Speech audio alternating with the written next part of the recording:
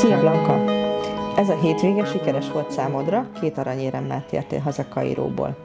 Az első jó hír az egyéni versenyben szerzett elsőségedről szólt, majd a második versenynapon aranyérmes lett a magyar junior párbajtól válogatott. Kik ennek a csapatnak a tagjai? Dorina, Gréti, Laura és én vagyunk a csapat tagjai. Dorinával tavaly voltunk már egy csapatban, és Grétivel is. Grétivel régebb óta is ismerjük egymást, sokszor voltunk már ellenfelek és csapattársak is.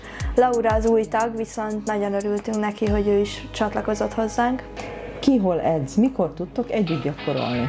Mindenki a saját klubjában készül a saját edzőjével, viszont minden héten egyszer válogatott edzésen tudunk együtt gyakorolni, és természetesen a versenyeken is fordítunk időt arra, hogy össze tudjunk kovácsolódni csapatként. A versenyen van taktika, mint a csapatsportoknál? Igen, ugyanúgy, mint minden más csapatsportban.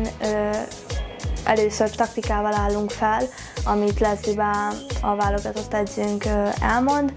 Ez természetesen a szó és a verseny folyamán változhat, mert nem mindenkinek ugyanolyan a formája, esetleg valaki jobban vív, kevésbé megy egy-egy ellenfél ellen, szóval folyamatosan alakul, viszont egy alaptaktika mindig van. Belefér az is, ha a csapat egyik tagjának éppen nem megy annyira, vagy nem találja a fogást az ellenfelén? Akár bele is férhet, egy-egy asszóban úgy szoktuk mondani, hogy jegeljük az ellenfelet, hogyha nem találjuk a fogást az ellenfélen, vagy nagyon erős ellenfélről van szó, akkor próbáljuk lejáratni az időt, és beállítunk egy-két passzív lapot is, hogyha az kell, hogy az eredmény megmaradjon mondjuk az előnyünk. Hogy érted, vasárnap kinek ment a legjobban a vívás a csapatból?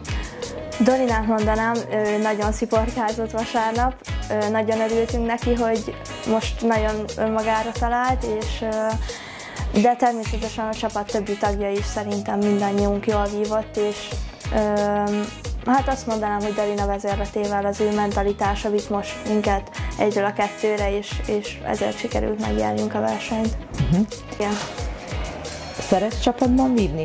Igen, nagyon szeretek, mert egy célért küzdünk mind a 4-en, és nagyon szeretem, ahogy egymást buzdítjuk, támogatjuk a szó folyamán, az egész verseny folyamán, és nem egy embernek kell beadni 45 tús, hanem 4-en vagyunk erre a feladatra, míg egyéni verseny folyamán egy embernek csak magadra számíthatsz, és esetleg az edződre, viszont csapatban tényleg 4-en vagyunk erre a feladatra, és nagyon szeretem, ahogy így támogatjuk egymást, és ennek megvan az eredménye is.